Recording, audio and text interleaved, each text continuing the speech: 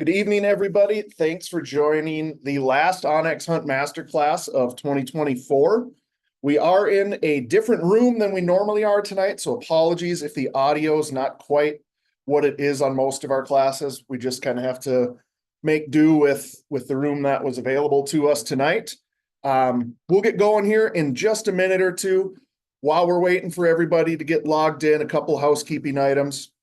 Your audio and video are turned off, so we can't see you or hear you. No worries if you have noise in the background. We do have a member of our customer support team answering questions. So if you do have a question, please put them in the Q&A box down below. We'll be answering those live throughout the class. We'll also save some time at the end to answer some of the kind of common questions. I'll answer those live over the air. This class is being recorded, so if you do have to drop off early or you want to go back and rewatch a portion of it, we'll send an email to you tomorrow with the link to the YouTube video of this recording so you can go back and rewatch it or, watch the part that you missed or something like that. Finally, we will be doing a giveaway at the end of the class. We're giving away some onX Hunt hats. So you do have to be present to enter that giveaway, giving away 10 of those things. So stick around towards the end of the class for that. And with that, we'll get into our agenda for the evening. So we're going to be covering a lot of ground tonight. There's a lot of different features to talk about within the app. We're not going to get to everything. We would be here hours and hours tonight. If we went over every aspect. The goal of the class tonight is to help you, whether you're a new user of onX or maybe you've had it for a while, but you're feeling like you're not getting as much out of it as you could. Our goal is to help take you to hey, I'm proficient with this. I can go out and navigate. I can turn on different map layers and mark waypoints, track myself. The basics. This is a one-on-one class. So we're not going to be getting into every single feature of the class. We'll start off by going through our different membership options, how those differ, what features are available to which membership level. And we'll get into using different map layers, how you can customize the map, the look and feel of it, the info available to you. Talk about using the app when you're offline, when you don't have cell service, marking waypoints, area shapes, and other map tools, how to find your location and also orient using the compass mode. We'll talk about the different base map and imagery options available to you, how to perform a search. That's a question we get a lot. How do I search for coordinates? We'll go over that. And then, like I mentioned earlier, we'll get into that Q&A and the giveaway. So first up, the different membership options within onX. We really have, kind of depends how you slice it, 3 to 4 different membership levels. So the first level is a basic membership. And it's kind of a misnomer. A basic membership's really not a membership at all, or at least it's not a paid membership. A basic membership is the free version of the app. You get into a basic membership if you start a trial and choose not to purchase a paid membership, or if you had a paid membership that expired, something like that. So the basic membership basically allows you to see aerial imagery, and that's pretty much it. You can accept shared waypoints. We'll go over sharing later on in the class, but you're not really able to mark your own waypoints or turn on any layers or things like that. So that's what a basic membership is. Then we go to our premium membership, and that's kind of split into 2 memberships. There's a premium 1-state membership and a premium 2-state membership.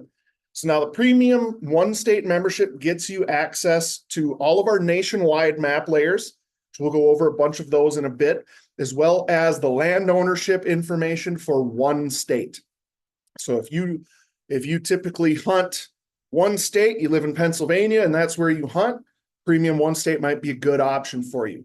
If you hunt 2 states, typically the premium 2-state is a great option. It's the same level of access as a premium 1-state membership as far as the features you get, but you get map layers for 2 states now.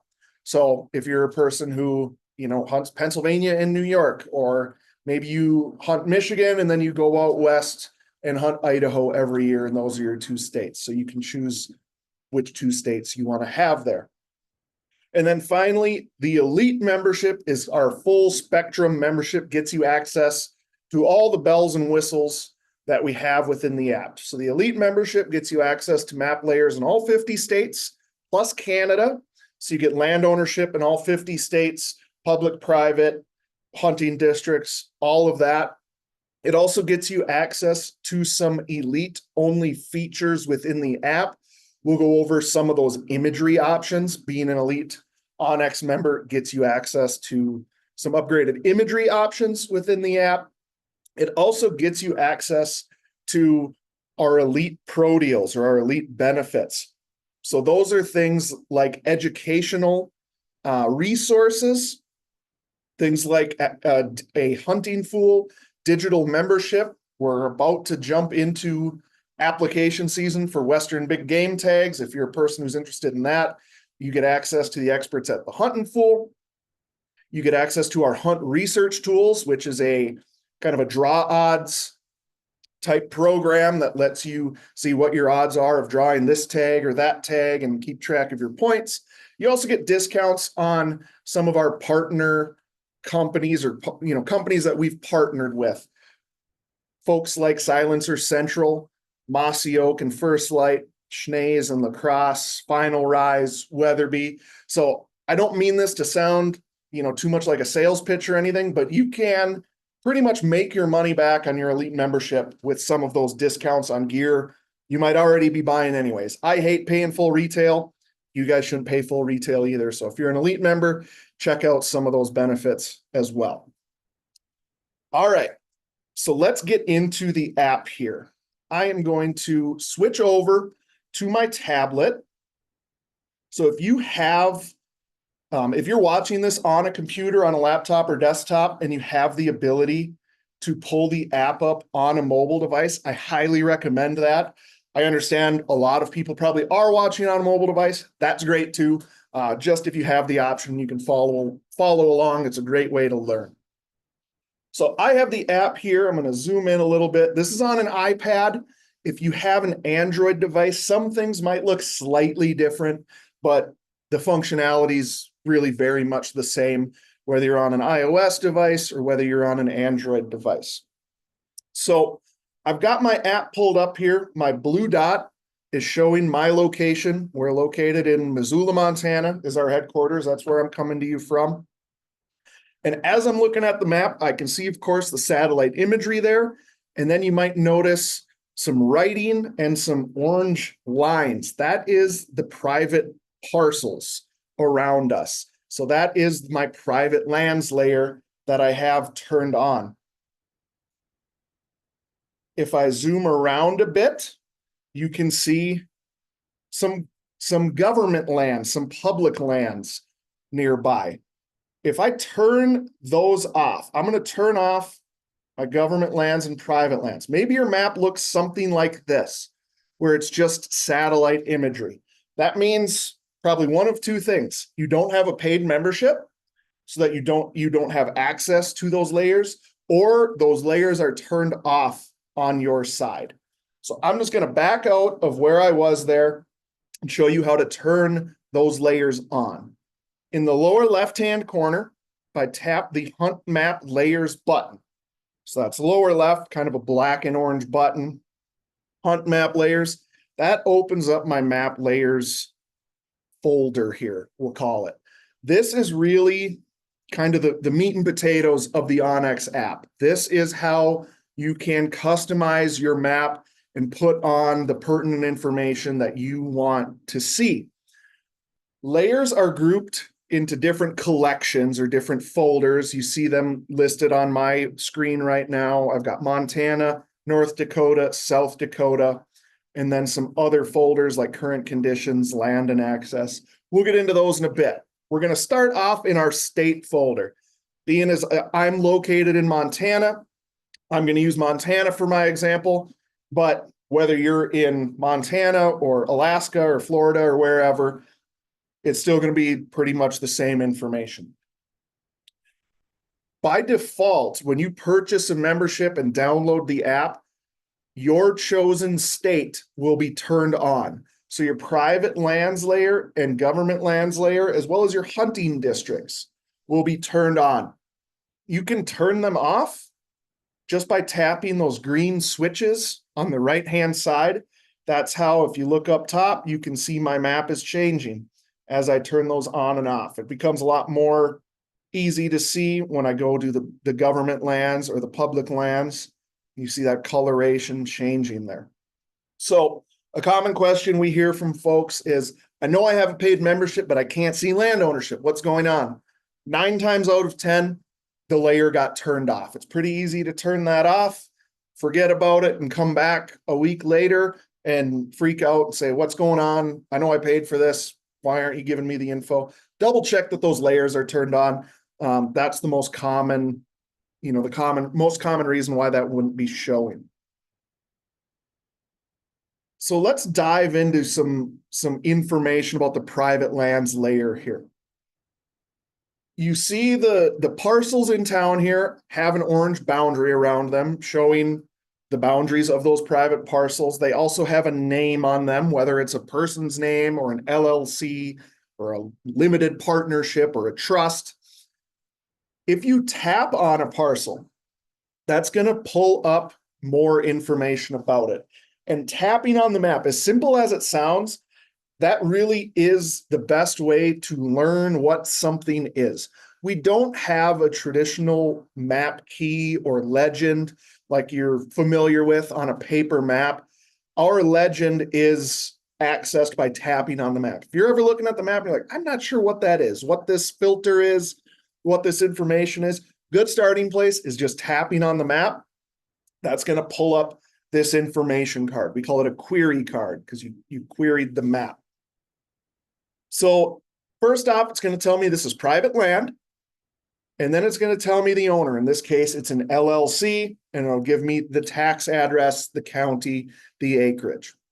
So that tax address is the mailing address of the owner. It's not necessarily the street address of that property. So if you're trying to get a hold of somebody to maybe ask permission to hunt or ask permission to retrieve a downed game animal or something like that, you've got the owner name, you've got the tax address. This is a great time of year, kind of in the winter into the spring. Believe it or not, if you're looking for permission to hunt next year, for a lot of the country, agriculturally, it's after harvest in a lot of places. Farmers have a little bit more time. The time to ask for permission is probably not September, October when they're busy, right? And when everyone else is asking. So we've had people use onX, take down these tax addresses and write letters to folks. That's a great way to get in touch with a landowner and see if there might be an opportunity for you to access some property there. One question we do get is if we have phone numbers in the app. We don't include phone numbers primarily out of respect for landowners. You can imagine if you were a large landowner in, name the state, right, that has deer or elk or pheasants, you name it, on your property, how many phone calls you would be getting, during hunting season. I remember seeing an interview with a landowner in central Montana. He's got some elk that spend time on his property, and he was getting dozens of phone calls every day. So we don't put the phone numbers in there just because, a lot of those landowners are already busy enough, just kind of out of respect for them, so not getting inundated with calls. But you've got a name, you've got a tax address, you might be able to find them in the phone book, in the white pages, or by doing a Google search. So that's some of the private land information. If I zoom out on my map, and I'm just going to go to the east of town here to where there's some public land. So again, all kinds of different colors here. What do they mean? The best way to find out what certain color means here is by tapping on the map. So I'm going to tap on this green area here. It's going to tell me, you can see where I tapped there. It's going to tell me that's Lolo National Forest. Gives me the county again, the acreage, maybe not as pertinent for public lands like this. If I go to this kind of yellow-green, it also has a label on the map, but when I tap on it, it tells me City of Missoula. The more you use the app, the more you play around with it, the more time you spend in it, it'll just become kind of second nature for you. This yellow right here is BLM land. State lands are going to be blue, and whether they're state forest or school trust lands or WMAs, it might be a little bit of a different shade of blue. So in this case, state forest is this darker kind of bluish green. This more blue-gray color is more of like a wildlife management area, or just here, it's just state of Montana. It's not really a designation like a state forest. One thing I did notice, I've got my sections layer turned on right now. I'm going to turn that off just to clear things up. We can talk about that one a bit later. But as you pan around, like I said, you're going to just be able to tell that's public. This is tribal land, kind of this tan color, brownish yellow. I don't know what you'd call that. That's the Flathead Reservation north of town here. If I go up to Glacier National Park, national parks are going to be purple. Military installations are pink. It'll just kind of become second nature. Moving down to the hunting districts. I think it's every state except perhaps Illinois. We have some version of this layer.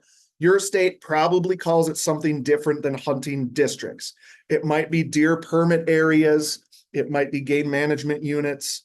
It might be hunting areas, right? It's the same thing. It's how the State Fish and Game Agency breaks up the state for management purposes. If I zoom out, you can see all these green lines. Those are my hunting districts in Montana.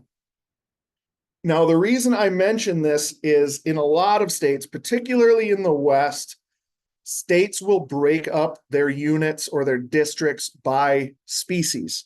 Wyoming's the one we hear about probably more than any other state, because Wyoming breaks up their big game units more than any other state.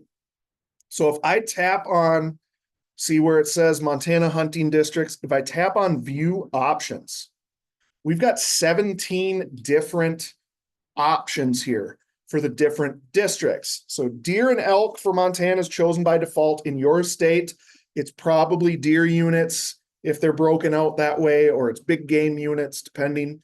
We try to default to the most commonly pursued game in your state. Earlier this year, I had an antelope tag, so I had to switch my units here. I mentioned Wyoming earlier. We hear from Wyoming quite a bit. It's a popular antelope hunting area. It's a popular elk hunting area.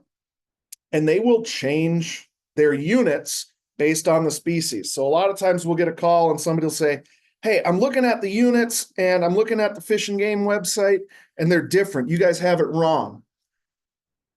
I will even say not even 9 times out of 10. I think it's about 10 times out of 10, the wrong unit is being displayed.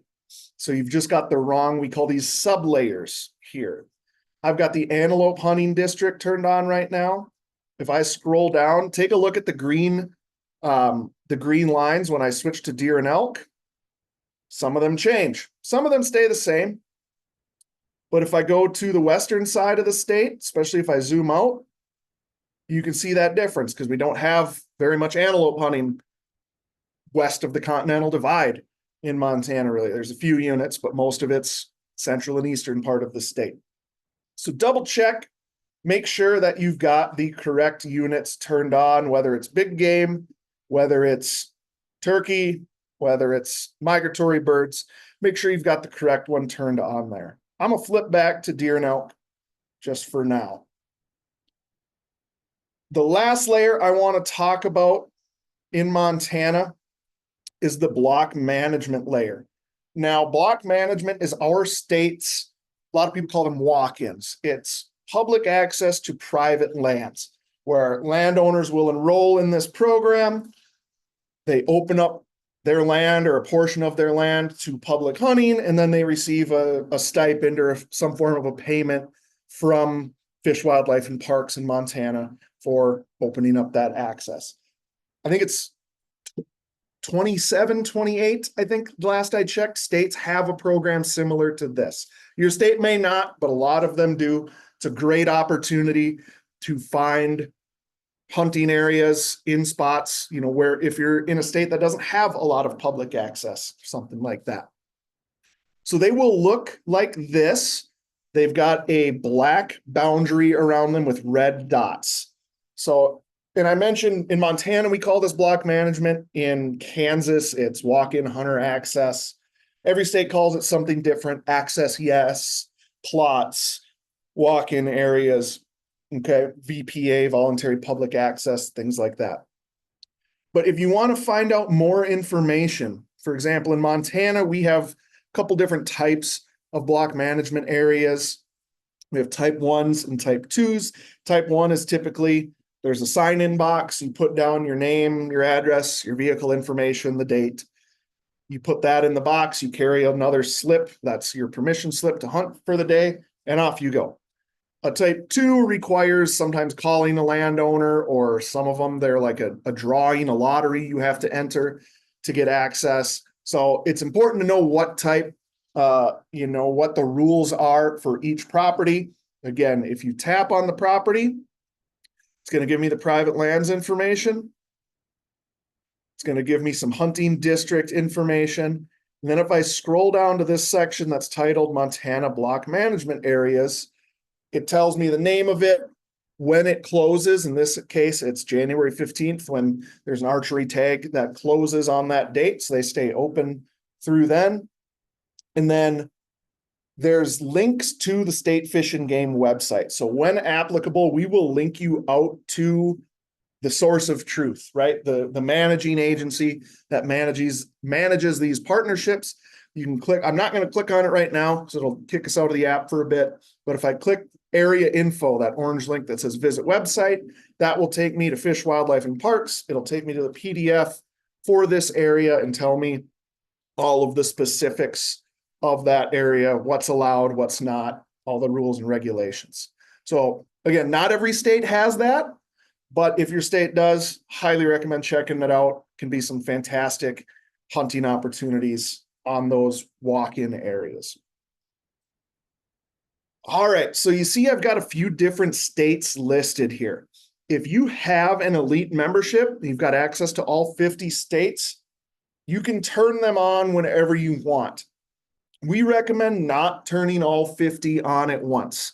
That is going to slow down your app. But that is, I can see how it gets confusing. We sometimes will hear from people who will call in and say, hey, I bought Elite, but I can't see private land ownership in Idaho, for example. Well, you just have to turn that state on. So again, I'm in map layers, got Montana, North Dakota, South Dakota. Maybe I want to see what Idaho has to offer. All I'm doing is tapping that switch. Idaho moves to the top, and now it's listed up here. If I zoom my map over to Idaho, we'll get down here. And now I can start to see in the Boise area all of the different information available for me in Idaho. If I want to remove it, I can open up the Idaho folder, tap remove state on the left here. That's going to turn that off. Again, I typically don't have more than one turned on at one time because I'm not really concerned with more than one state at a time. During application season, if I'm looking to apply in a bunch of different states, I might turn them on, but otherwise I'll have one, maybe two states on if I'm planning a trip out of state or something like that. You can always turn them off and on whenever you want. All right. A couple more layers to talk about here real quickly. We're already half hour in. I want to get to some other parts of the app. But the map layers, my biggest advice to you, especially if you're new, if you haven't dug around in these collections, is just spend some time in here. There's a lot of cool information that you can turn on and off. And you don't know what you don't know until you start playing around with it. There's nothing you can wreck. Sometimes folks have some trepidation. They're worried about, I don't want to screw anything up, don't want to mess anything up. Don't worry about that. There's nothing you can break in here. There's nothing you can do that can't be undone. So in the current conditions folder, which would be the first one listed below your states, The one layer I especially want to talk about is the active wildfire layer. Now, in December, not exactly peak wildfire season, but I think there was one. Yep, I'll get an example for you up here. So you can see this icon. It looks kind of like a cartoon flame on my map. That is showing the location of a current fire. Now, this one is a prescribed burn. They're doing some burning of, I think, like slash piles up here left over from logging. I know it's a prescribed burn because the name there says RX D6 Montour machine piles, RX prescription, right? If I tap on it, again, it's going to give me more information. And what's important here is those two sections titled onX last checked and source updated. So, let's fast forward 6, 7, 8 months to next summer, next July, August, September. There's going to be wildfires. It happens every year. Maybe you want to learn more about a fire, see where it's burning. In an actual wildfire, we will show you the perimeter of the fire. So what area is currently burning or has burned. On these prescribed ones, we don't have that. They don't establish those perimeters. But say, for example, the state or the Forest Service is the lead responding agency. They will update that data and show you the perimeter. We'll also have hotspots on there. Those hotspots are determined with like some satellites, some aerial imagery so that you can tell where the flare-ups are, where the fire is maybe moving. If all the hotspots are on the north side, the fire's moving to the north, right? But anyway, to get back to the last checked and source updated, we will check our sources multiple times every day. I think it's every like 4 hours or 6 hours. We'll ping that source to see if there's been a change. So we tell you on here, we last checked December 12th, today. The source hasn't updated since the 10th, so 2 days ago. Now, in a prescribed burn like this, not that big of a deal. In the event of a truly large wildfire, you can use that information to kind of tell, all right, how up to date is this information? We as onX can only be as up to date as the responding agency, the managing agency. So our data is as up to date as theirs is. So if we say onX last checked December 12th, they haven't updated since December 1st, good chance a lot has changed, right? In those 10, 11 days. So just so that you can be more informed and make better decisions there. So that's a layer. Again, it's in current conditions, active wildfire. I have it turned on almost all the time. It's not too obstructive. It doesn't take up too much space on my map like some layers will. And again, in December, not a whole lot going on as far as wildfires. There's a couple other ones in here. The CWD ones are interesting. The zones and locations. If you're in an area where there's like mandatory testing or things like that, take a look at those layers as well. Going down to land and access. So right below current conditions, couple in here I want to talk about quickly. Wilderness areas should be turned on by default. If I zoom up to the Bob Marshall Wilderness, it will look like that. You can see the kind of gray hash mark over the top showing that federally designated wilderness areas. You want to clear your map up a bit so you can see it better, you can turn that off. Just remember to turn that back on again if that's information useful to you. The layer right below that, Fish and Wildlife Service hunt areas. This is going to highlight the refuges and WPAs, waterfowl production areas, on the map. And these are scattered throughout the country. Chances are you live fairly close to a refuge or a WPA. A lot of them allow hunting. Not all, but a lot do. This is an example of one south of Missoula here that allows archery, whitetail hunting, and waterfowl hunting. And they have special regulations. They have special rules, what's allowed on certain days, where you can hunt, all of those things. So we will show you there's a no hunting area there where there's none allowed. And then there's kind of a waterfowl area and an archery area. Again, if you want more information, tap on it, scroll down, And then we will link you out to the Fish and Wildlife Service website. So especially with hunting refuges, a lot of them have specific rules and regulations above and beyond your regular state game rules, whether it's, I know this refuge has preset waterfowl blinds. You have to kind of check in and check out. They have certain days where waterfowl hunting is not allowed. They have certain times when archery hunting is allowed, things like that. So tap on that, find that link, make sure you know the rules before you go so that you can stay legal there. A couple more layers to talk about. If I go down to roads, trails, and rec, these are super cool layers. Again, I always have them turned on. I'm going to get to Mount Sentinel here in Missoula to kind of highlight these. So if I turn them all off, I don't really have a ton of information. I have a couple of roads showing on my map, but there's a lot of hiking trails available here. So if I turn on trails, now I see those black and white lines. Now I'm starting to get a better picture of what's going on here. Trail slope is one of my favorite layers. That's going to show you kind of the relative steepness of these trails, from green being the flattest up to yellow, orange, and red. You can see kind of the ridge trail here. Pretty darn steep. That's the red one there, right where the color of the imagery changes. You can turn on mileages. That will show those dots on the trail, and it'll show you the distance between those, 0.1 miles, 0.6 miles, etc. And then recreation sites. Rec sites are things like campgrounds, dispersed campsites, boat launches, fishing access sites. We even have breweries in there, trailheads. I think we have licensed vendors in there. So recreation sites, another useful one. Finally, motorized roads and trails, especially if you are on public lands, especially if you have national forest or national grassland near you. This is a must to have turned on, and it's not turned on by default, so a lot of people miss it. The motorized roads and trails are those purple and white lines.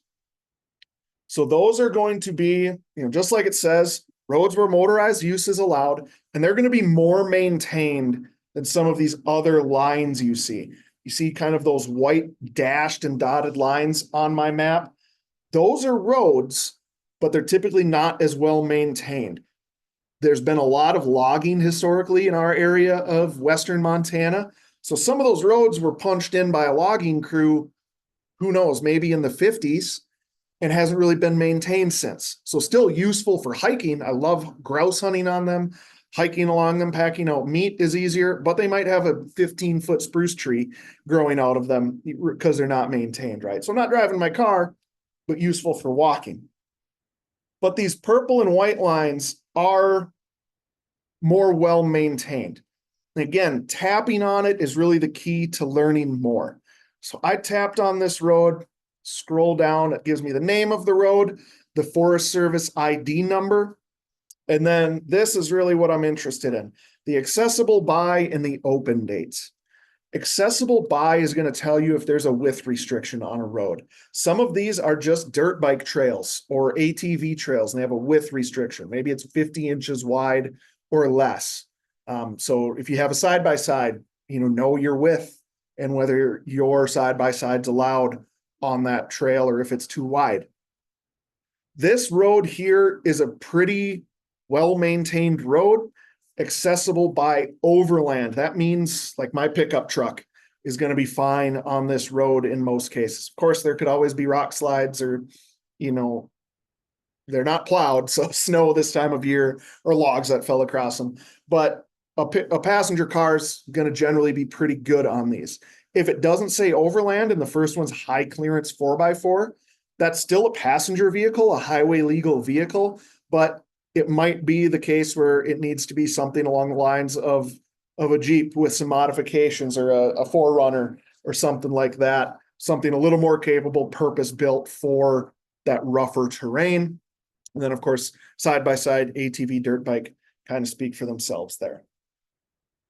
And also the open dates here are important. This road is opened year-round. but a lot of times they will close them seasonally. In Montana, we close a lot of roads in the winter and throughout the spring to protect winter range and calving areas so that those elk and deer during vulnerable times of the year don't have to worry about a bunch of people driving through when they're trying to birth their young and raise them up and things like that. So double check the open and close dates before you go so that you don't drive out there and come upon a closed gate or something like that. All right. We're going to call it for layers there. There's a bunch of stuff we didn't talk about. Trees, crops, and soil, poke around in that, wildlife layers. A lot of good info. Just in the interest of time, we have to move on. Again, if you have questions, drop them in the Q&A. You can also always email us. I forgot to mention that at the top of the course. If you have questions beyond what we can cover tonight, help@onxmaps.com is our email. We'll mention that a bit later on as well. But help@onxmaps.com is our customer support email. They're fantastic folks. They'll answer any question you have. Okay. Let's talk about offline maps. You might be saying, Jack, all of this stuff is good and well, but I don't have service. I don't have cell service where I hunt. Well, Jack's in that scenario too. Most of the places I hunt, I don't have very good or any service either. That's why you utilize your offline maps. So lower left-hand corner, I tap the button that says offline maps. It's going to bring up a menu that looks like this. Yours might look a little different. You might not have these saved maps down below. That's fine. We'll talk you through saving some maps and what that process looks like. So the first thing is move the map to the general area you want to go. So I'm going to say I'm going to go south of Livingston, Montana here and tap new map. Now my map changes a little bit and I've got a red box on here. That red box is the area I'm going to save for offline use. And I've got a couple of options. Right now, high detail is what's chosen for this map.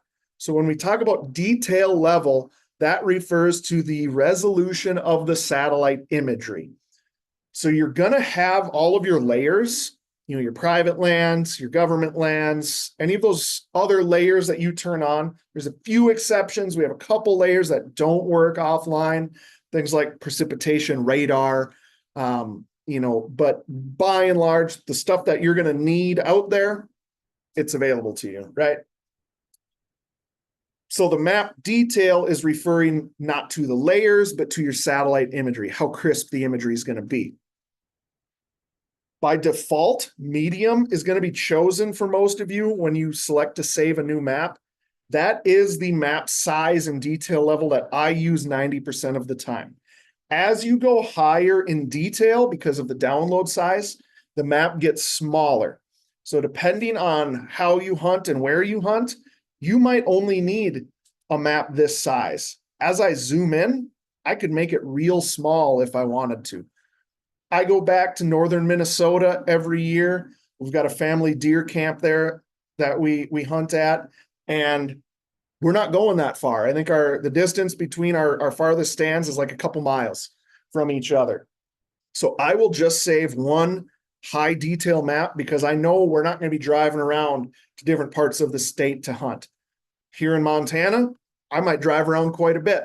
This past weekend, I was grouse hunting. I think I put on 70, 80 miles in the day, driving between, some different areas. You can probably guess by how much I was driving. I was not successful, but at least I had my offline map, so I knew where I was. So choose the size. I'm gonna go with a medium one here. You can still move the map around. I'm just using one finger here to adjust that map. Let's say I'm gonna get it right there. Okay, that looks pretty good. I'm covering up a bunch of different units. And your size may be different.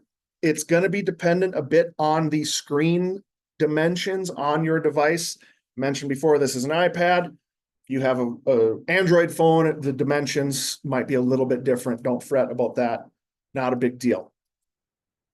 If I pull up on this menu, I've got my medium detail chosen, and then I can name my map. And I recommend doing this. I'm just going to name it Livingston because that's a nearby town. It's typically what I do. I will either name it after a unit the number of the unit, or I will name it after a mountain range, nearby town, something like that. Just so that I know later on, once I have 50 maps saved on my device, where I have them, where they are. Once I have my name set, I'm just going to hit the save button and it's going to start downloading that map. It might take a couple minutes, depending on your phone speed and your Wi-Fi speed, but it's going to start downloading. And once this green box, this green line here turns bright, my map is downloaded. If I zoom out here, you can see a bunch of the different maps that I have downloaded here. You are not limited by onX on the number of maps you can save. The limit is how much space you have on your phone. I saw one of our QA guys one time had like 250 offline maps. He was doing some testing and he was able to save that many because he had that much space. So don't worry about, saving too many maps or anything. We're not limiting you in that way. So what's nice about having these outlines here is you can grid or quilt maps together. I do this quite frequently where I will have on my personal account, I have kind of the whole area within a couple hours drive any direction of Missoula. I have saved in multiple different maps. An example of that is right here. I've got two maps. One's green, one's red and white. We'll talk about why that is in a second, but I have those two saved right next to each other so that if I leave this area and go over here, I still have coverage. Now, why are these two different colors? If I scroll down in my map, you see most of these have a green check mark next to them in my map list. But if I keep going down, you see some of them have just a white arrow pointing down. That means that map is not downloaded on this device. When that happens, my map has that red and white checkerboard on it. So if you are looking at your maps, your offline areas, and you notice they all have that red and white checkerboard, when you go offline, those are not going to work because they're not downloaded to your phone or to your tablet. Why is that? So you can offload maps if you want. I mentioned earlier, I had an antelope tag in eastern Montana this year. That's not necessarily a tag I draw every year. So I saved a whole bunch of different maps because a lot of times antelope hunting involves a lot of driving to find where they are. And so I saved, my tag was good for a handful of different units. I saved a bunch of medium detailed maps to cover that whole area. When I was done, knowing that I live the opposite end of the state, western part in Missoula, I wasn't likely to go back there anytime soon. So I offloaded those maps so that they were not taking up space on my phone. What does that look like? If I go to one of these maps here that doesn't have a name, again, I recommend naming your maps if you can. So this one right here, I just tapped on it. You see it's kind of highlighted. If I don't need this, on the right-hand side, I can tap the three dots and hit remove from device. That will retain the boundary of the map, but all of the imagery, the layers that were downloaded onto my phone are removed. So if you're kind of coming up on your storage limit, you can offload some maps if you don't need them. Let's say it's next September. I want to go hunting in this area. Previously, before we had this ability, you would just have to delete the map and re-download it. Here, at least I've got the border, the perimeter still saved. If I tap that down arrow, now it's going to start re-downloading that map for me. So really good for areas that, maybe you hunt a certain time of year in that area and you don't the rest of the year. Download it for when you're using it, then remove it for when you don't need it. Couple other things on offline maps. You notice a lot of these say update available. What that means is something has changed data-wise in that area. We've done an update. Most commonly, this is land ownership, parcels bought and sold. You don't have to update every time the map says update available. That's a call I've gotten from folks where they were driving out hunting and they saw, oh man, I had to pull over and find a McDonald's to get Wi-Fi to update the maps because you guys didn't update. Your map is still going to work if it says update available. It's not like you're not going to be able to use it. It's just that something is out of date there. So all you have to do to update it is tap that green check mark, and that will start downloading that update. You can also do all of them at once. If I go to the upper right-hand corner of this menu, tap the ellipses and hit update all maps. I'm not going to do that right now in this class, but that's an option for you. My recommendation is to do it when you can, but don't fret about it. I work in onX, so I will do it during hunting season once a week. I'll do it, Thursday, Friday afternoon if I'm going to go out that weekend. And then I've got updated information. Do it at least once a year. Do it at the outset of hunting season. Don't go years and years because, things change. Particularly private parcels change fairly often. So do it when you think about it. But if you're driving out and you're like, oh man, it says update available, go hunting. Don't think that you can't go or you have to turn around and update them or anything. Do it when you get back. Couple other tips on offline maps. When you're out in the field, of course, battery life is a big concern. So offline maps really do help your battery life. Even if you're in an area that has cell service, if you're concerned about battery life, save an offline map, then put your phone into airplane mode. That is one of the biggest draws on your phone's battery is the cell signal. If it's searching for towers and always searching for a signal, if you put it into airplane mode, it's going to greatly extend the life of your battery. And then you're still able to see your location. You're still able to mark waypoints. You're still able to do just about everything you can do while online.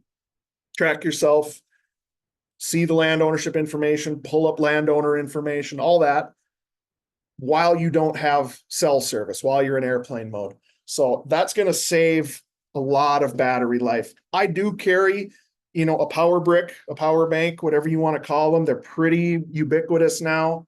A lot of good brands out there. I have one from Dark Energy that's been working well.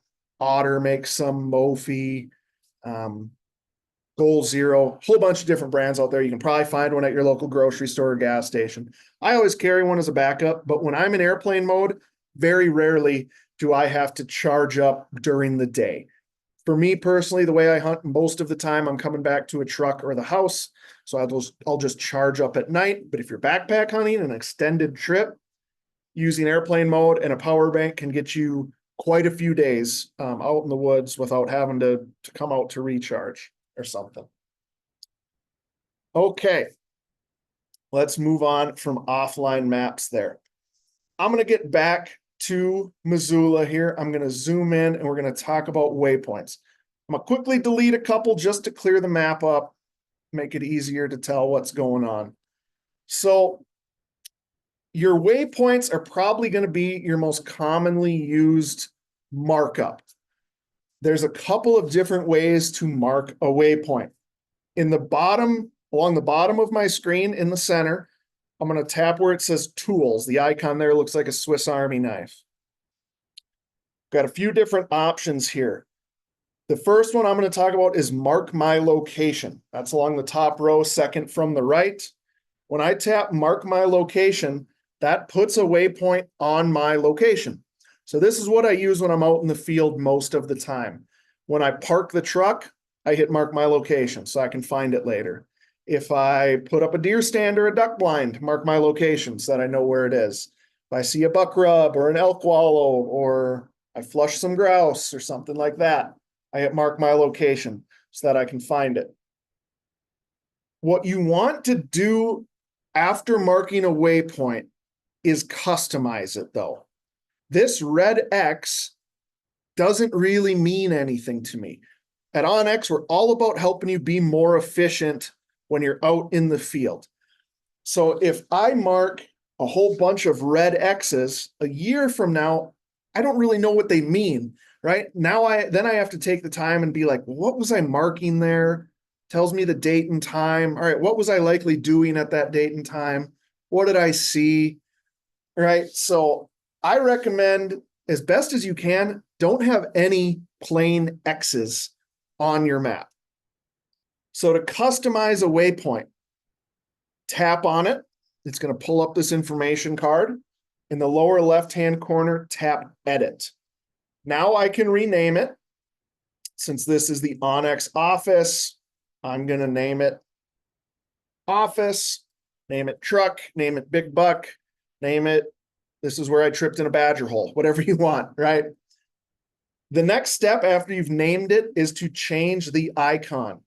So we have, it's something like 90 different waypoint icons here, everything ranging from 4x4, antelope, hiker, mountain goat, chucker, turkey.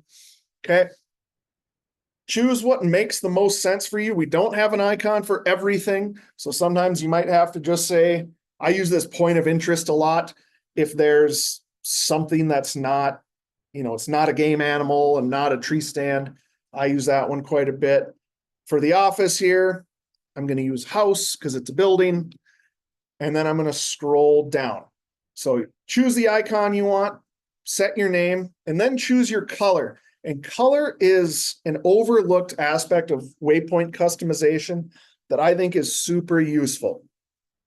Colors are how I kind of code my waypoints. I will break my waypoints down typically by species, is how I personally do it. A lot of different ways to do it. There's no real wrong way to do it besides doing nothing. Right now, I'm just going to choose white and I'm going to hit save. So now I've got a waypoint here that means something to me. I know what I'm marking. I've got a name, I've got an icon, and the color. And I mentioned the color. That's really how I personally, at a glance, kind of almost filter my waypoints. If you have, I think on my personal account, I have like 1,500 waypoints. If they were all red X's, man, that gets overwhelming fast. So personally, what I do, my deer waypoints are the generic red that you get when you mark a waypoint. But my bear waypoints are blue. My elk waypoints are brown. Upland bird is yellow. So I know at a glance, that's upland bird, that's elk, that's deer, that's bear, waterfowl, etc. That's one way to coordinate that. A lot of people at the office will do it by year. So they will say, all right, 2024, all of my waypoints are going to be white. And then 2025, I'm going to make them all purple. 2026, they're all red. So that they can kind of track that over time. Another great way to do it. You can do it based on if you've been there or not. I save red. The dark red is my scouting waypoint where I will mark areas I haven't been to that I want to look at, and I will make them red. Doesn't matter the species. And that way I know, haven't been there, that's a spot you should check out. Then once I go there, if it's like, man, this stinks, do not ever come back here, I might change the color to like black, and I'll write in the notes, scouted for elk, didn't see anything, don't come back. Or if it looks great, then I'll change it to brown, it's my elk, and I'll put the pertinent information there. Another way to do it. Last example on colors, if you're, I often use this example, if I was just kind of a whitetail hunter, and that was my jam, and I was doing a lot of property management and setting up stands and food plots and things like that, then I would use colors to mean different things on my property. I might have ground blinds one color, I might have trail cameras another, I might have stands a third color, right? So that you can tell what they all mean at a glance. Again, there's no real wrong way to do it. The only wrong thing is to do no customization at all. Okay, so let's say I want to mark a waypoint, but not where I am. How do I do that? A couple different ways to do it. I'm just going to scroll north of town here. We'll get up in the Rattlesnake Wilderness. Let's say, oh, this looks like a pretty interesting spot. I want to check it out. I'm going to tap add waypoint in my tools there. Now that's going to place a waypoint in the center of my map. If that's not exactly where I want, I'm going to zoom in. And now I'm just tapping my map screen, and that's moving that waypoint around a bit. Okay. So get it where you want it. Let's say I want to get right up to the top here. Then rename it. Maybe this is a spot I want a glass from. Name it glassing. I'm gonna go into my icon types. There's a glassing one here. Tap that. I haven't been there yet. I'm going to make it red because that's my scouting icon and hit save. Now I have it saved there. That is quite a, it's a few taps to do that, right? So that's one way to mark a waypoint. What I prefer most of the time, let's say, all right, I want to check out this lake here. I'm going to do a long press, it's called, where I'm just going to press my finger on the map for a couple seconds. And it's going to place that waypoint right where I pressed my finger. That's what I do most of the time, just because it's faster than going into tools and tapping add a waypoint. Whatever works for you. The long press, however, does sometimes frustrate some people, because if you're panning the map, if you're moving it around and you just kind of stop and leave your finger there, you can sometimes accidentally place a waypoint there. No worries, you don't have to save it. In the top left corner, tap that cancel button, and that's going to remove it for you. So a couple different ways to mark waypoints there. I heard, I think it was Dan Staten, who's one of our ambassadors, Elk Shape, if you've heard of him. He said waypoints are free. It's kind of like if you're into fishing, I hear fly fishermen especially say hook sets are free, right? It doesn't cost you anything. Mark waypoints, mark up your map. You can always delete them later if you don't need them. But again, it's all about being efficient and having as much information as possible at your fingertips. So mark waypoints, mark where you have tree stands, mark where you see sign. I love marking when I kill an animal. I get a deer, I'll mark down where it was standing. When I shot it, I'll do my blood trail. Hopefully it was a good shot and I find it. I'll mark where it was. It's kind of becomes a little bit of a journal for me afterwards. You can add photos to waypoints if you want. So if I go into edit here, I can add a photo. I will do that sometimes if it's a rub or a wallow, I'll mark that.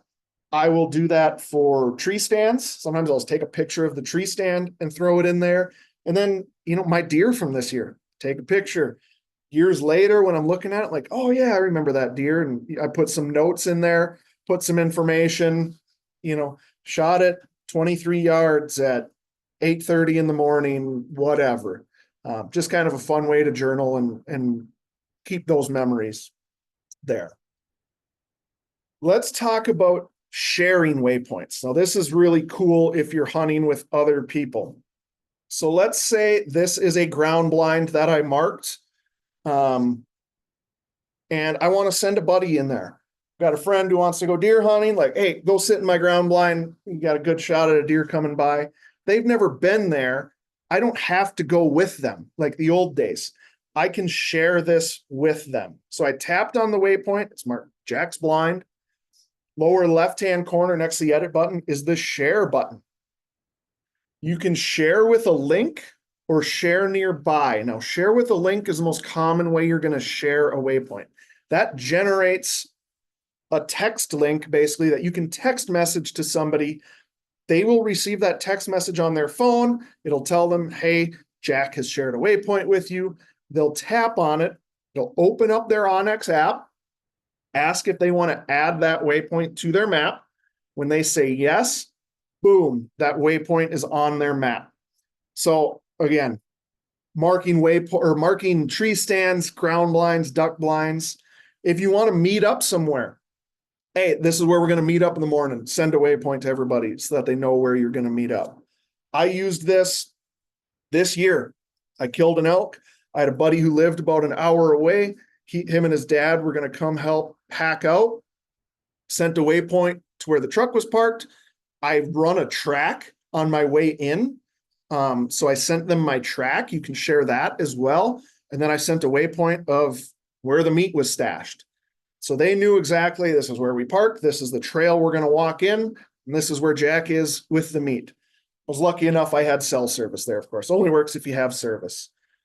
You can also email waypoints. You can send them through Facebook Messenger, Instagram, whatever you want. Texting is the most common. You can also do a share nearby. Now, this is via Bluetooth. If you're familiar with AirDrop on iOS, that's what we're doing here. So it only works same platform to same platform. What I mean by that is it only works Android to Android or iPhone to iPhone. So you do have to have the same platform. They haven't, Apple and Google, Samsung, whoever, they don't talk to each other. It's got to be iPhone to iPhone, Android to Android. But if you're close, if you're within Bluetooth range, if you don't have service, you can still share waypoints. So if you're on a backcountry hunt and everybody comes back to camp at the end of the night, you want to share what you saw or share your intel, you can share those waypoints with people that way without cell service. That's a relatively new feature we have there. Let me check my notes here. Okay, so I feel like we've covered waypoints pretty good there. In the interest of time, I'm not going to talk about the area shape and line distance. Those are some other markups you can use to mark just straight lines to like measure how far between point A and point B or measure the perimeter of something. You can also draw an area shape that lets you draw polygons on the map if you want to see the area of a food plot, or if you want to just mark out a certain zone and break up your hunting area into this is your zone and this is your zone. Area shape's good for that. It's just a bit beyond the scope of this course here.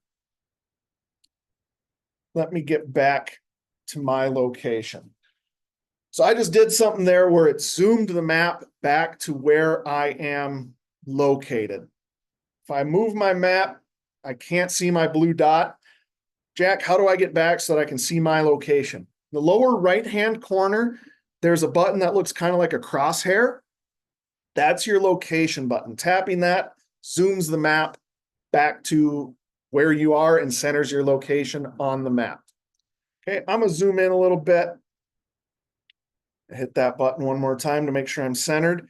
Then if I tap that button a second time, it's gonna change my map a little bit. You see my map rotated there, and I have what we call a sight cone coming off. It's kind of tough to see. Let me move it a bit.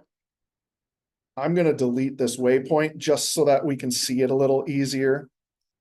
So I tap my location button, tap it again. And now as I rotate my tablet, if you look at me on the screen, you see I'm moving the tablet around. Whatever direction my tablet or my phone is facing is up on the map. So instead of north being up like normal, whatever direction I'm facing is now up. So I use this a lot.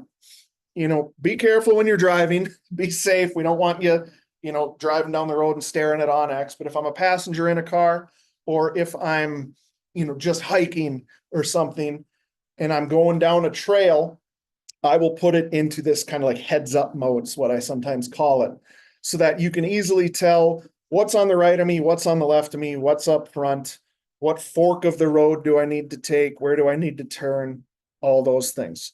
So that's a question we get from folks quite a bit is, hey, how do I spin the map so that it's not always north up? That's how you can do that, so that whatever direction you're facing is up. You'll notice when you go into this heads up mode, a third icon appears in the lower right-hand corner. So instead of, it's not the crosshair anymore when I'm in this mode, it looks like an arrow. Above that's our base map button. We'll get to that in a minute. Then I have my compass mode here. So if I tap on the compass, it's going to put me into this compass mode. Now we've had this about a year now, but it's still a relatively new feature. Now it's going to put a compass heading at the top of my map. So if you want to kind of get a rough estimate of your declination there, you can use that. To me, the power of this is really in the rangefinder mode, however. So again, lower right-hand corner, there's a button that looks like a handheld rangefinder. If I tap on that, now this is going to allow me to mark with some pretty good precision. It's going to allow me to mark a remote waypoint. So I can still move my map, So the example I give for this is not this past hunting season, but 2023. I was out mule deer hunting, eastern Montana. some kind of coulee breaks type country. Saw a bedded down mule deer buck. It was like 370 yards away, something like that. A little farther than I was comfortable shooting with that gun and scope in those conditions. I was able to close the distance. I got to 270 yards, got to a good shooting position. But he was bedded down, kind of facing away from me, didn't have a good ethical shot. Knew I was going to have to wait for him to stand. I ended up laying there for like an hour and 20 minutes, I think it was, before I was able to get a shot on him. But while I was laying there, I had my rangefinder. I ranged him at 270 yards, hit him a couple times, made sure, yep, 270, pulled my phone out, pointed it at the buck, opened up this rangefinder mode. And then I just took my finger, I'm just sliding my finger up and down on the map right now, and moved this slider to 270 yards. So let's put it right there. Now I can tap this orange button to the left, and that puts a waypoint on that spot. After that buck stood up, I was able to get a shot on him. He was with some does, went on the other side of this ridge, went out of sight. I felt pretty good, but if you've hunted long enough, you know, once you start hiking down, things look different. And even in short range stuff in thick woods, I hunt Montana, but I also go back to northern Minnesota every year to deer hunt with my family. Pretty thick, forest growth up there in the northern part of the state. 100 yards is a long shot unless you're hunting, a new logging cut or something like that. But once I climb down from the tree stand and you get down into that fresh aspen growth and some of that hazel brush and the alders and stuff, things look different. It can be, you might only be needing to go 50 yards, but it's tough to tell. So if you can mark that waypoint, be it for a cross canyon shot on an elk at 500 yards, or be it for, a short bow shot at 40 yards, if you can mark where that spot is, then you have a spot to start blood trailing at least. That's what I did in that case of the mule deer. I knew exactly where it was laying. I climbed down. I had to go kind of down to this creek bottom, climb back up. I had that waypoint. I could navigate to it, got up there, saw where he'd kicked the dirt up, started seeing blood. I went right over the ridge and he was laying there. So it wasn't, it ended up good. It wasn't that difficult of a blood trailing job, but I've had some difficult ones, and it's nice to be able to at least have that starting spot for those situations. So I'm gonna hit done here. You can see my waypoint there. In the heat of the moment, I didn't change the icon like I talked about earlier, but afterwards I went back, made it a buck icon, put pictures, all that stuff. Okay, we're coming up on time here, so I'm gonna stop sharing on my tablet, and now I'm going to go to my onX web map. So this comes with, your membership, your account. You don't have to pay extra for this. This is something that is, in my opinion, pretty underutilized, is using onX on your computer. So to get this on your computer, you just have to go to our website, onxmaps.com. Actually going to do a quick refresh here because I've just done a bunch of stuff on the map. And when you log in on our website, you'll be brought to a map that looks like this, right? So all of the markups that you mark on your tablet transfer over here. So if you have a bunch of waypoints, they'll automatically transfer to the web map here and vice versa. I use this for scouting quite a bit. So this time of year, I'm thinking about maybe spring turkey, spring bear, applying for elk tags or deer tags next fall. I live on the web map on my computer because it's a much bigger screen. It's a lot nicer for scouting. So if I mark a whole bunch of waypoints on here, when I pull up onX on my phone, they automatically sync up. There's nothing manual you have to do to get them to show on one or the other. Okay. So a couple things I want to show here. We're going to talk about our base maps and imagery. And if you're on a mobile device, this is still the same information. Your base map button on a mobile device is in the lower right-hand corner. On the web map, it's also in the lower right-hand corner. I'm talking about the button that on my screen says HYB2D. Click on that. this is how you can select the different base maps. So by default, most folks will be on satellite. Now, this is what a lot of us are used to, right? It's kind of that Google Earth type imagery. Shows you the vegetation, shows you some of the terrain, shows you the buildings and the roads and all those fun things. I personally don't use the satellite base map really ever. I use the hybrid base map most of the time. Now, the hybrid base map gives you the satellite imagery, but it also gives you the topographic lines. So especially in a mountainous region like Montana, I will use this because it gives me a better sense of the undulations of the land, the elevation changes. But I mentioned, we hunt northern Minnesota every year. If I go up there, I still will have it turned on. Now, there's not as much elevation change here, but there's still some. And what I really like it for is highlighting streams. If I flip over to the straight topo map, you can see what I mean here. The topo and hybrid maps will show you some of these small waterways that you won't as easily see on the satellite map. So if I go to satellite, I can still tell this is a swampy area, right? I can see these small ponds. But when I go to the hybrid, I might not know that this creek was running through here if I didn't have prior knowledge. Topo, you can see it a lot easier. Okay. So don't neglect the topo or the hybrid, especially if waterways are important to you. I'm going to move back to Montana to show you a couple other things to keep in mind here. So on the topo base map, these waterways, you'll notice they're styled a little bit differently. Now, a big creek like Rattlesnake Creek is a solid blue line. Some of these other streams are dashed lines. Now, that's going to be a seasonal or like an ephemeral stream, meaning there might not be water in it year round. During runoff in the spring after a big rainstorm, pretty good chance there's going to be water in there. If we've been in a drought and haven't got rain all summer and it's late August, that might be dry. So if you're planning a trip and hey, we're going to have to resupply water, hopefully you have some kind of knowledge of the area. Are these streams likely to be running or not? If you don't quite know, if you've never been there, you're like, I don't know if they're going to hold water. My advice, don't bank on it, right? Now, Northern Rockies, Western Montana here, there's a lot of water. You can generally find it pretty readily available in a lot of places.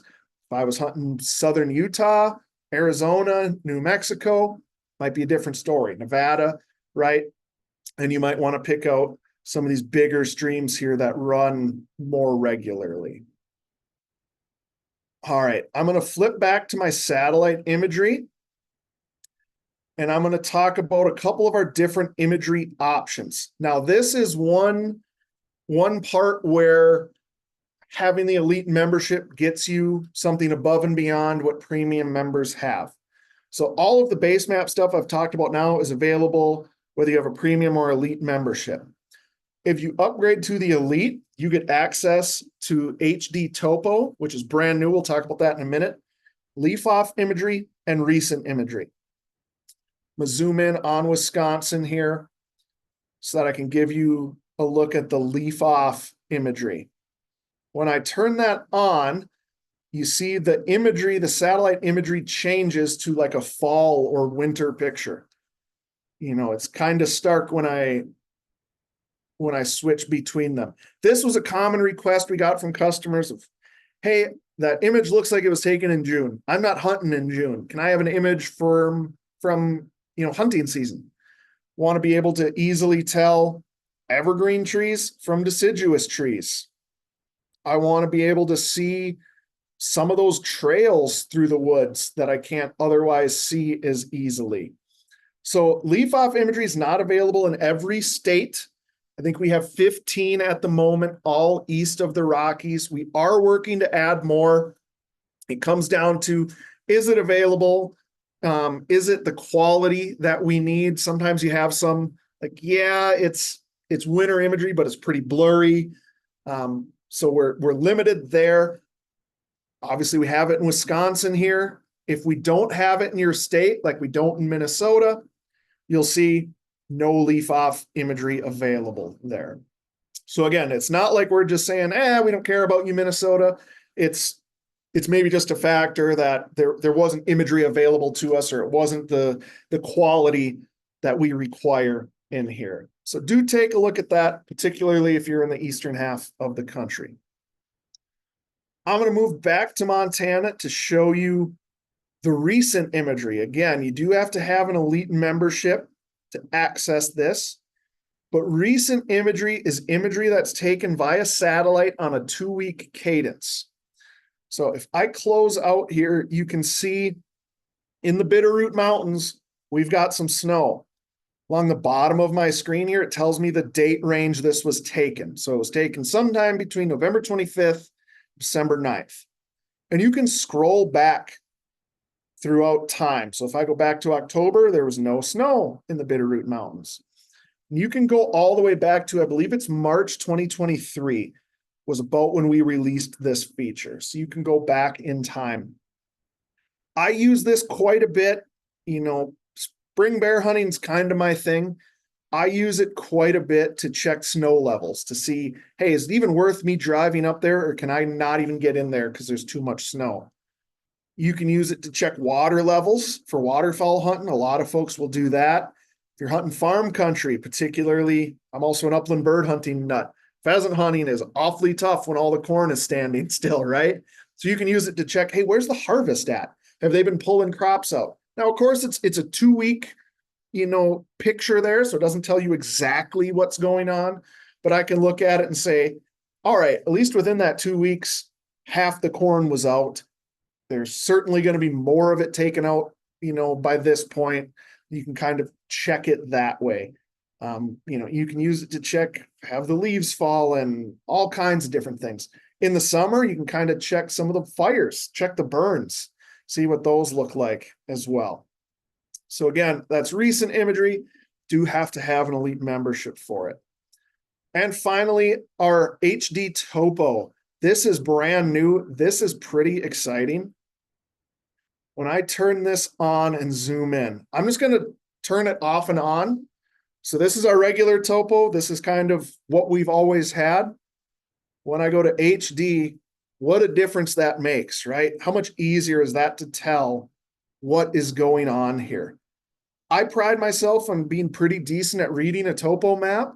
You kind of have to, living in a mountainous area.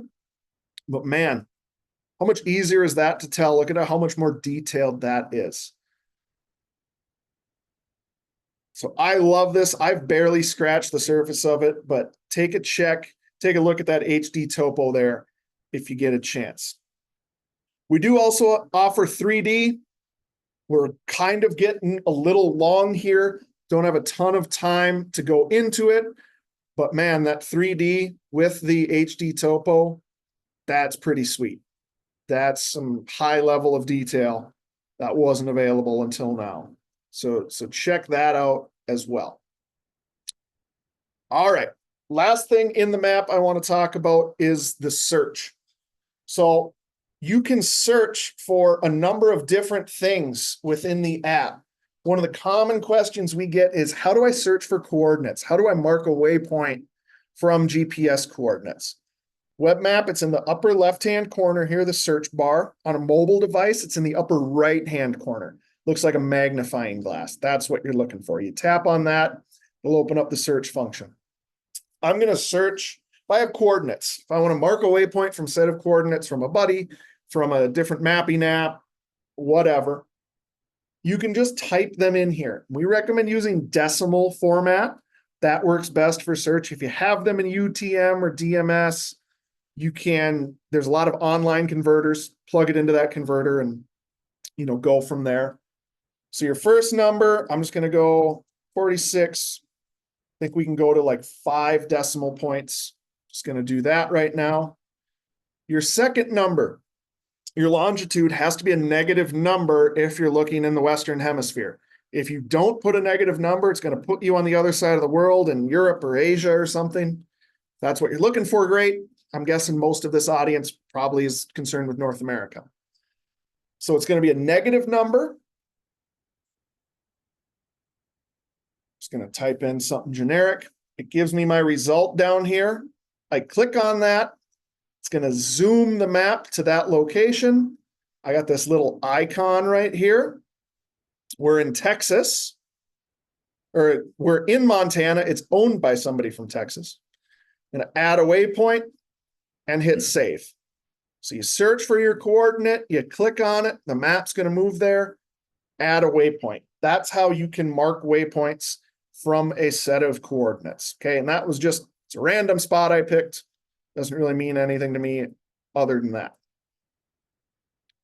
You can also search, searching for a location. It could be a landmark. It could be Glacier National Park.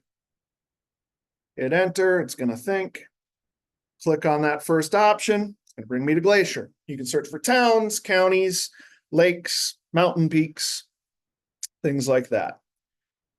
If you want to search for a landowner, instead of having location selected, you're going to click private land.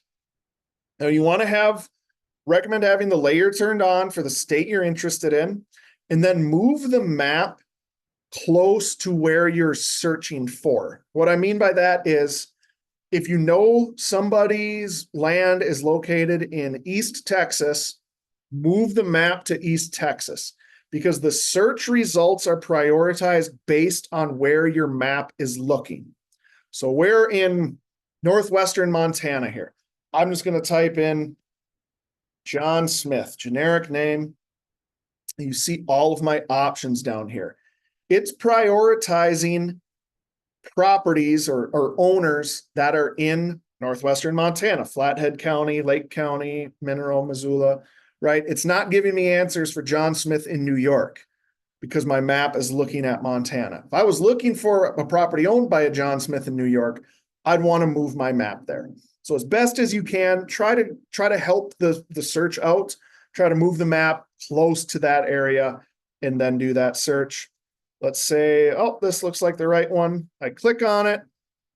It's going to bring me to that parcel. Okay, once I look at it, I say, that might not be it. Let's click on this one. It's going to zoom me over there. So you can kind of bounce around until you find the one that you're looking for. All right, we are almost at an hour and a half. Whew. I'm going to stop. Actually, I'm going to stop my share. And I'm going to go back to my presentation here. I'm going to ask Eli to post the giveaway link in the chat. I will pull that up here in just a second. So that was a lot of information. I don't know where I was going with that. That was a lot of information. I just talked for an hour and a half. As kind of a thank you for joining us tonight, we're giving away 10 of these onX Hunt hats. The link is right here, kind of in blue. We'll also throw that in the chat so that you can click on it. Giveaway does close at midnight tonight. So if you're watching this after December 12th, sorry, it has closed. I will shoot an email to all of the winners tomorrow morning, Friday the 13th. Ooh, it's Friday the 13th tomorrow. I'll shoot you an email and get the hat sent out. So please just don't email customer support to see if you won. They have no idea who the winners are. I'll shoot you an email by lunchtime tomorrow, barring me getting in a car accident or something. So get entered for that giveaway. If you don't have a current membership, I mentioned earlier, I don't like paying full retail. We're going to save you some money off your first membership if you don't have a current one. So the promo code app101 will save you 30% off your first year. That's good for a premium, and that's a 1-state or 2-state or an elite membership. You do have to go to our website to use that promo code. Promo codes are not accepted by the Google Play Store or the Apple App Store. If you purchase through them, they will charge you full price. Then you're probably going to email customer support because you're sad that you didn't save 30%. So go to our website. You'll save 30% there, or shoot us an email or give us a call. Our customer support team is more than happy to walk you through that and get that 30% savings applied for you. So one more time, promo code is app101. That code's not going to expire. So if you want to still wait, you maybe want to do a trial or something and purchase later, just jot that down, app101, onxmaps.com. You can save some money there. If you're interested in learning more, there's a lot of stuff we covered. There's a lot of stuff we didn't cover. Our website has a lot of great tutorials. So does our YouTube channel. We've really put an effort into expanding our educational content on YouTube. So you can see some of our demos in there. You can also view previous onX masterclasses. We're coming up on our 3rd-year anniversary of doing these classes. We have almost 200 of them on our YouTube channel. So you do have to find the playlist. So go to YouTube, go to onX Hunt, click on the playlists on our YouTube page there. And the onX Hunt Masterclasses should be one of the first playlists. We've got a bunch of 101s that you just sat through, so you probably don't want to watch an old one again. But we have a lot of kind of species-specific ones. So everything from how to scout and hunt pheasants and rough grouse and quail, to how to call elk, to backcountry meat care, to archery whitetail hunting, and you name it. And we're always adding more. Every time we do a class, we upload it there. I mentioned customer support. They're phenomenal. They're all US based. If you shoot us an email, you can expect a response within 24 business hours. So if you email us tonight, you can expect a response tomorrow sometime. That email address is help, HELP, at onxmaps.com. That's a great way to get in touch with us. If you have questions on billing or passwords, or you just want some more education or more information on something, if you do come across a bug or an issue or anything like that, let us know. We'll get it taken care of. And of course, we've got more classes coming up. You can check out our website for the Masterclass schedule. The schedule is a little light right now with Christmas and the holidays and everything. We don't do a ton of classes in December, but after the first of the year, we'll be picking them back up we do a monthly 101. We do some onX deep dives, which are more targeted, like one specific aspect of the app we spend a half hour on. And then if you're interested in big game tags in the West, application season's coming up. We're going to start talking with our friends from the Hunting Fool and breaking down a lot of those changes and helping you, kind of decipher what's going on there.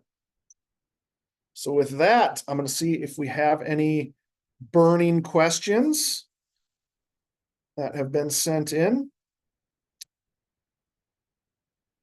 Doesn't look like anything super pertinent right now. Did have a note here on that HD topo that I demonstrated that is currently being phased in. So you might not have access to it just yet. It's a brand new feature. Make sure you're staying on top of your app updates. That will become available to more and more people. Sorry, I forgot to mention that earlier. It's brand new, so we kind of do a slow rollout of these new features in case there is a bug or something, so that it doesn't, wreck everybody's app and we can catch it before it affects too many people. So do keep your eyes open for that HD topo if you don't have it. And with that, I want to thank everybody. Every time I say I'm going to try to keep this class to less than an hour and a half, and every time it goes to an hour and a half because there's so much within the app. Apologies if it went a little fast, trying to kind of balance that with being thorough and also being respectful of everybody's time in the evening here. So thanks again, everybody. This is our last class for 2024. Hope everybody has a great Christmas and New Year and a good holiday season. And we hope to see you on a masterclass in January after the first of the year. Have a good night, everybody.